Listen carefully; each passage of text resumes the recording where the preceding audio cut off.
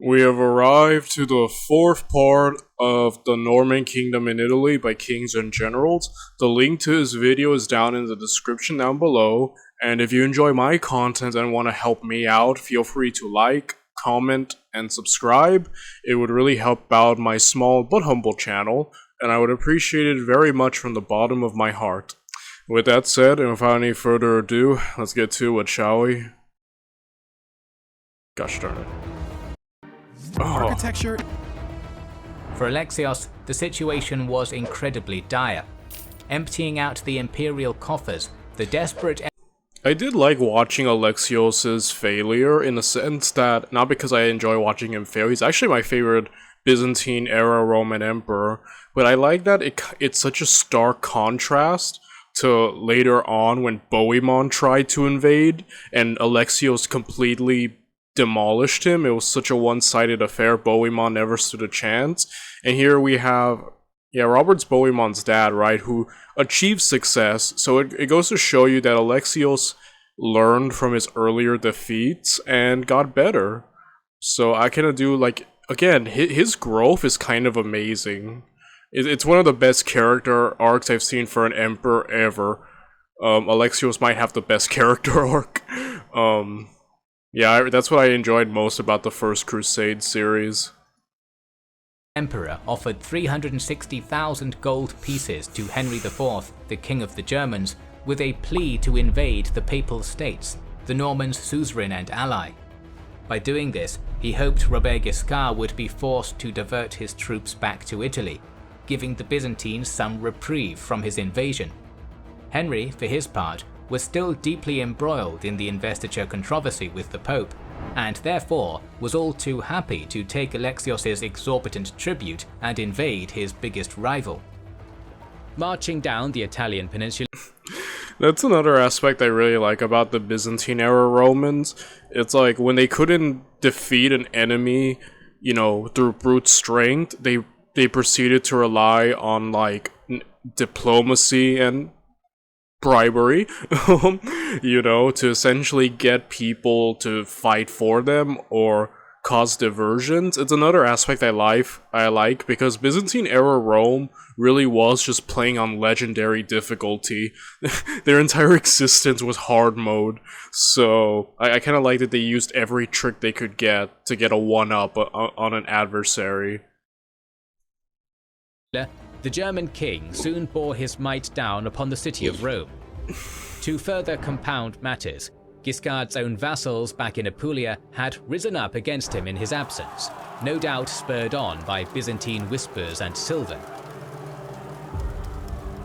In the months following the fall of Dyrrhachium, Guiscard and his armies marched eastwards, taking the city of Castoria with ease, where they rested and prepared an offensive on Alexios' temporary base of Thessaloniki.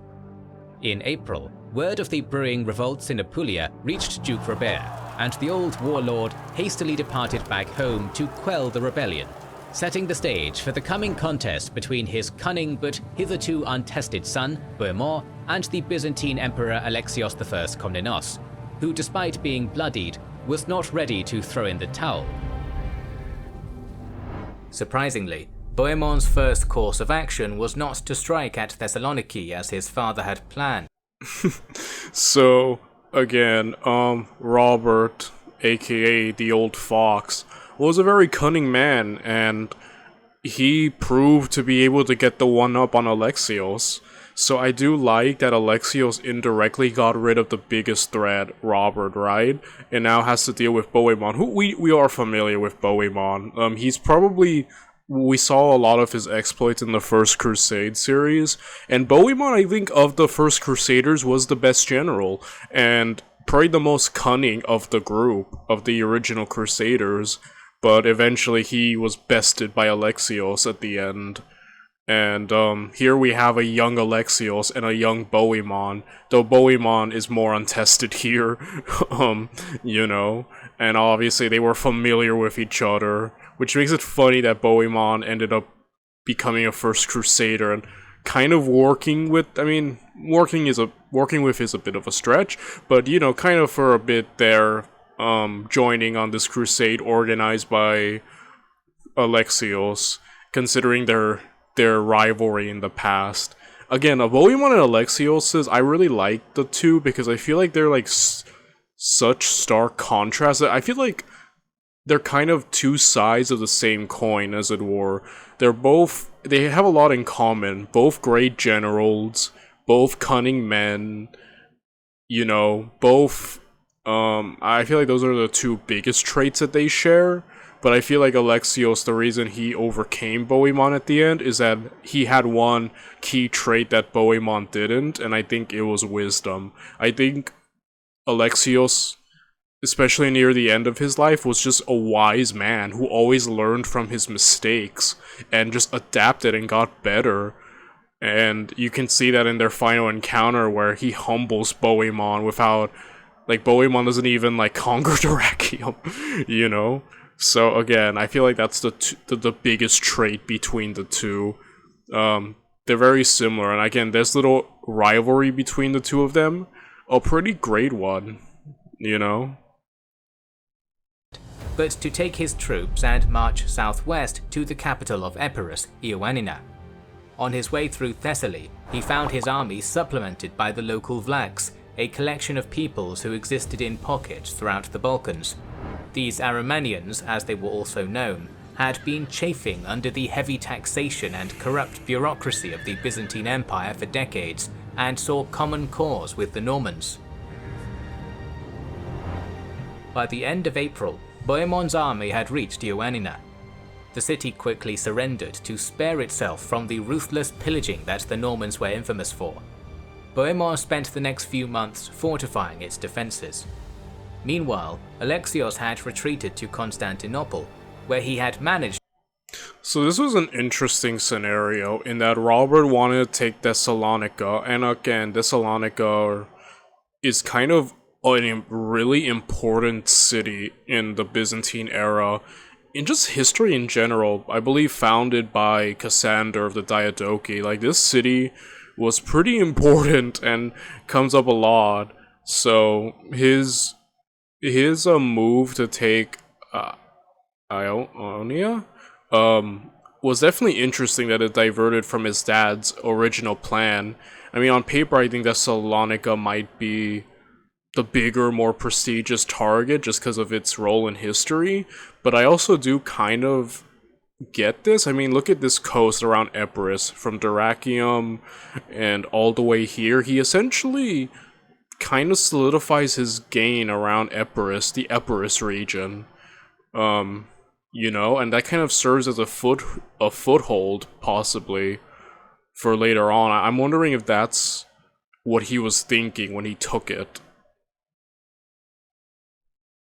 I don't know, but it's just an interesting move he made. To scrape together another new army, despite depleted resources.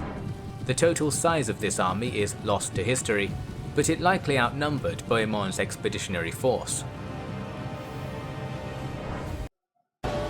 Sometime in the summer, Alexios' host had arrived in the hinterlands just outside Ioannina. The shrewd emperor had learned from his loss at Dyrrachium. To counteract the thundering impact of a Norman cavalry charge, he had a squadron of light chariots hidden behind a front line of infantry, with riders hiding beneath the vehicles. Oh wow, the chariot.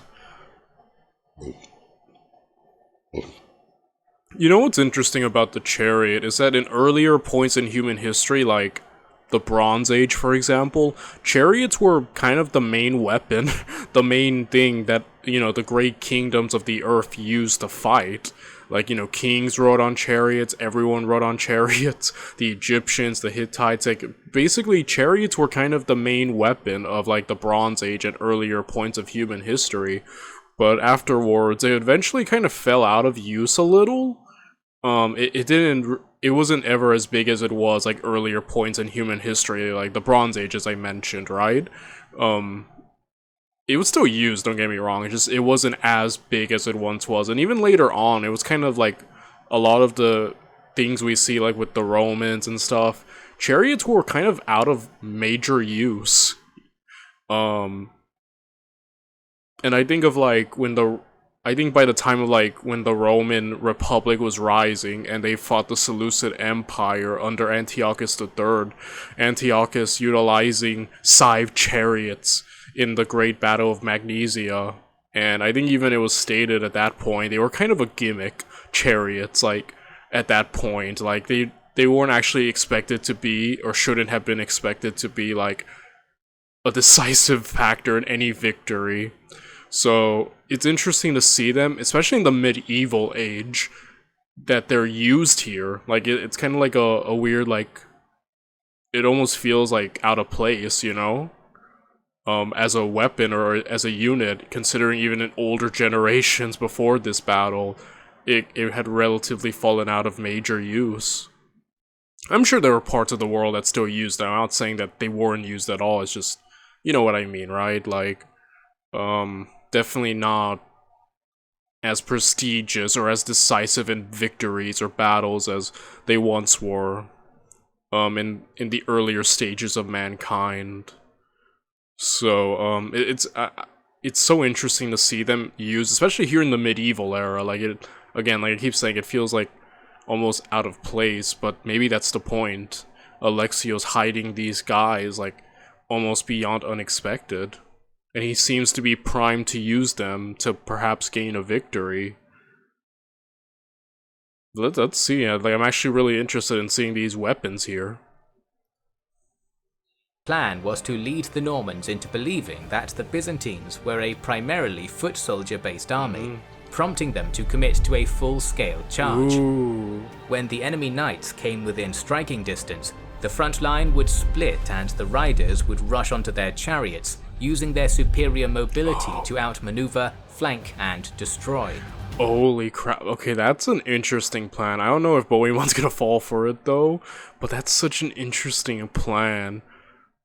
You know, like, I think of, like, when I was kind of getting into Total War, I was looking at some, kind of like strategies, and some people were like, well, if you're gonna use a chariot, you're gonna have to if you're gonna use chariot units, they're best to use in surprise attacks, like when you're soloing out to a siege or something. Very surprising and have to be used quick, I think, is the advice I got when it came to chariot units.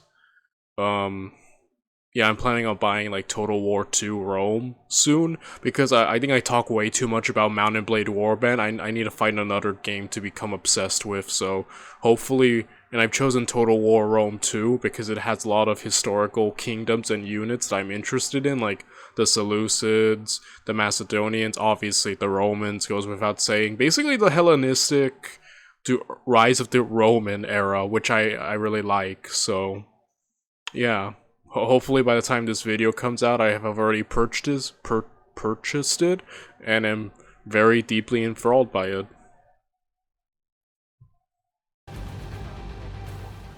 This, however, would never come to pass. Ooh. Bohemond evidently had learned of the Greeks' plans beforehand, and responded by simply dividing his cavalry into two wings, charging into the Byzantine forces' left and right flank to... Dang, dude. Again, that plan by Alexios was interesting, but Bohemond has proven, yeah, he's not an idiot, like, you know, that much of an idiot either, and he managed to catch wind, and kind of disrupts Alexios' entire game plan, right? unless he somehow has a contingency, or he's gonna have to try to pull off victory, but yeah. Catch them in a pincer movement, rendering them unable to maneuver around them. Caught entirely by surprise, most of Alexios' army fled the field, while many were slaughtered in a brutal melee. Dang, as I tell you, the rivalry between Alexios and Bohemond is so interesting. How early on the Normans gained such a, you know, foothold against, they got the better of Alexios, and how later on he learned. It's just an interesting contrast, you know? Ioannina remained in Norman hands. Humiliated once more, Alexios limped back to Thessaloniki, where he consolidated what remained of his levies, all the while confiscating the treasures of the Orthodox Church. This was deeply unpopular with the clergy, but it allowed the emperor to replenish his army with mercenaries.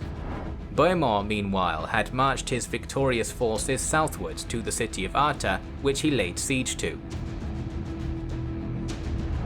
Just like Dyrrhachium and Ioannina, Alexios marched once more to relieve the latest city that had fallen into Norman clutches. Once more he predicted a full frontal cavalry charge, and this time laid a perimeter of caltrops hidden in the tall grass a ways ahead of his front line. His plan was to use the traps to pierce the Norman horses' flesh, throwing them into chaos, at which point the Byzantine light cavalry, situated on the wings, would charge into their left and right flank.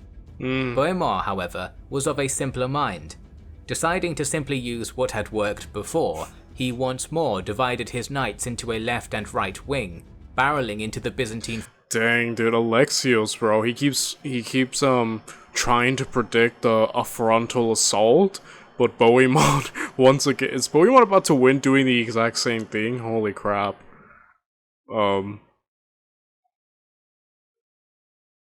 Yeah, Alexios probably should have adapted a bit more or faster there. It's like, okay, they didn't do the frontal assault before, they'll do it this time, like... Forces in a pincer yet again, bypassing the caltrops, which had only been laid before the front lines. Furthermore, Alexios had not accounted for his army's low morale. Terrified of the Normans, who thus far had made mincemeat of them in every battle they fought, the Greeks and their mercenaries either fled the field or were slaughtered. Seeing yet another battle lost, Alexios fled back to Constantinople. With Dang, dude. Just like, Bohemond is making like a fool out of Alexios. Again, knowing what happens later on, it kind of makes it such an interesting thing of how the two, you know... But it is such an interesting thing, and watching a young Alexios still trying to learn how to deal with the Normans is such an interesting scenario, you know? Alexios stuck licking his wounds in the capital. Bohemond took the initiative and advanced northeast, subduing the city of Skopje and the surrounding towns, before marching back south to Castoria by mid-autumn. With the weather turning bleak, the young Norman warlord had to make a choice: settle in for the winter or continue his advance. Knowing the climate of Western Macedonia to be chilly and damp, and not wanting to risk sickness spreading through his army, Bohemond decided to push southeast to the sunny fertile plains of Thessaly. To that end, the Norman knights pointed their lances at the region's capital, the city of Larissa.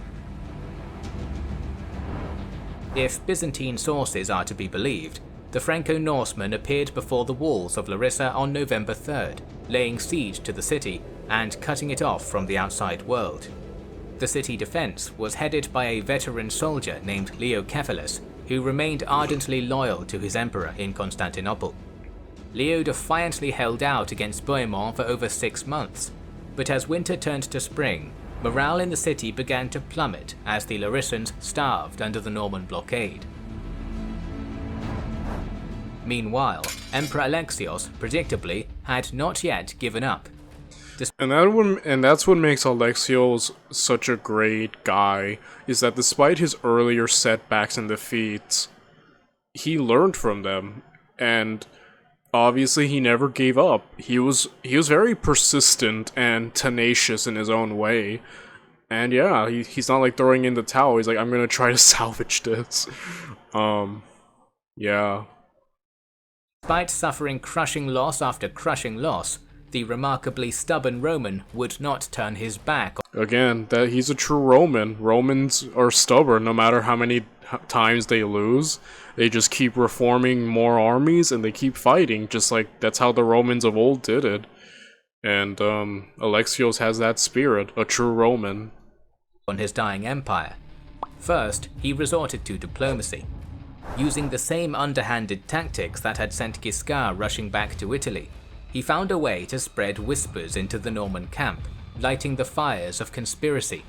3 senior generals in the Norman army, Peter of Ulp and 2 men named Reinaldus and William, were accused by the rest of the Franco-Norsemen of scheming to defect to the Byzantines. This created a rift within Bohemond's leadership corps, no doubt dealing a blow to Norman morale and buying Alexios some time. Again, I love seeing that old diplomacy, because Alexios, while a great general, was also just a great political mastermind, and also, like I said, cunning, and very cunning in his own right. And I love when he just resorts to diplomacy. He's like, alright, I can't brute force you, let me find other ways to get at you. Like, he tackles an enemy on all fronts, and that's something I really like about him. I'm sorry, I keep glazing Alexios and the Byzantines, even though this is about the Normans. But yeah. Meanwhile, using what remained of Byzantine coffers and confiscated church artifacts, Alexios managed to purchase for himself a mercenary army of 7,000 Seljuk Turks, loaned to him by the Rum Sultan Suleiman I. Despite being the recent enemies of the Eastern Romans, it can be surmised that the Turks had a vested interest in ensuring that an army of zealous Latin knights did not advance right onto their doorstep. In March of 1083, Alexios began his westward march for one final decisive battle with the Normans. Joined by Greek levies from Thessaloniki and some Pecheneg sellswords on the way, he passed his army through the narrow Tempe Valley and via the river Peneus, making his camp in the town of Trikala, where he began formulating his plan of attack. With each defeat, Alexios had adapted his strategy, and this time was no different. He knew that Again, that's another good aspect to have as a commander, you know? Every L you take, try to learn from it. I wonder if... Well, let's see how the battle goes.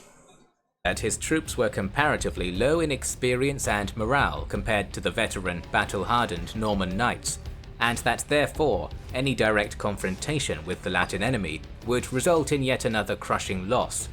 To that end, he apprehended a local Thessalian farmer and had him educate his generals on every detail of the local terrain, with the intention of planning an ambush. On a sunny summer's morning, sometime in July of 1083, a line of Byzantine soldiers appeared on the plains of Larissa's eastern approach. Led by the generals Nicephorus Melicinus and Basil Curticius, their imperial banners flew proudly, challenging the Normans to fight. Believing the flags to represent the main Roman army, Bohemond immediately ordered his knights to mount up. With himself at the head of one squadron, and his trusted officer Brienne at the other, they barreled down in a full frontal cavalry charge upon the Byzantine line. This time, however, would not be like the others. Instead of engaging in a general melee, the Byzantines began a planned retreat to a place called Lycostomion, the Wolf's Mouth. It was here Alexios' genius finally pulled through. Setting his ambush into action, the Greek emperor ordered a contingent of mounted archers and peltasts to begin harassing the charging Norman knights from the flank, prompting them to break their pursuit. Okay, I love seeing this. Again, Alexios, this is such a great way he's adapted, you know? And Bohemond, obviously high on his past victories, probably didn't expect, you know, anything too different, but he led himself right into the trap. And again, Alexios' plan of just utilizing, you know, an ambush essentially to make up for his lack of experienced troops is just a smart way to try to limit your own weakness, you know? Again, like I love Alexios a lot. That's why I keep talking about him. I don't mean to sound like I hate the Normans or anything. In their own series, it's just like I'm such a... Alexios is my favorite Byzantine era Roman emperor. So, you know, I can't help but just admire him. This worked like a charm, as Count Brienne peeled off his squadron of knights to charge at his harassers.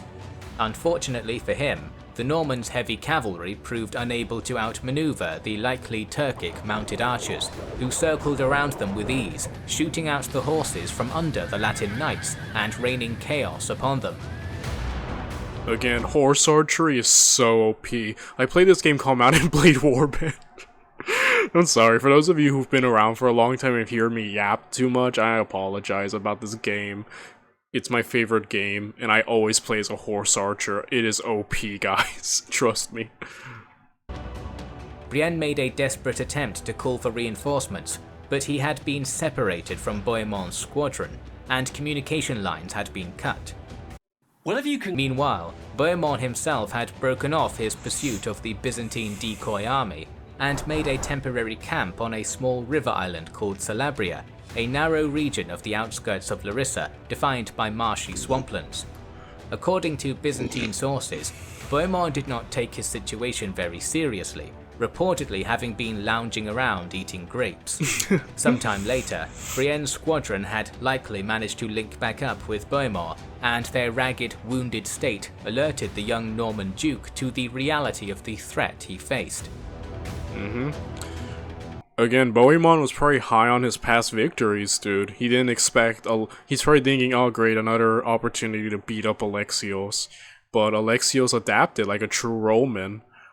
And no matter... Again, Alexios in this situation really is as Roman as you can be. Like the Romans of the past, they would suffer a major eld, and what would they do? Raise up new armies, learn from their enemies, and attack again. Like, this is Alexios showing himself as a true Roman, and Bohemond was probably a bit too high on his success and didn't realize, oh no, these guys are learning. This time, things aren't gonna play as easily as they did before. The next morning, Alexios bore the full might of his army down upon Bohemond's camp. His Turkic and Pecheneg horse archers circled around the narrow marshlands, peppering the heavily armoured knights with arrows in an attempt to draw them out of their camp and expose themselves. Learning from Brienne's mistake, Bohemond did not take the bait, ordering his warriors to remain dismounted and to form a phalanx with their lances and shields, turtling down to protect themselves from the missiles. Pinned down and trapped, it was clear that Alexios finally had the upper hand. The contest was decided when a stray arrow struck Bohemond's standard-bearer, causing the Normans to panic, break formation, and flee westwards to Trikala. Dang. Holy crap, dude. Third time's the charm, and he finally got Bohemond in a situation. Again, amazing. I love the rivalry between these two. It's such an interesting one. Finally, it was Alexios who saw the Normans' jugular exposed, and he went all in to end their campaign for good. Alright, so I'm gonna end the video right here, and we'll continue in part 5 tomorrow. Bye everyone.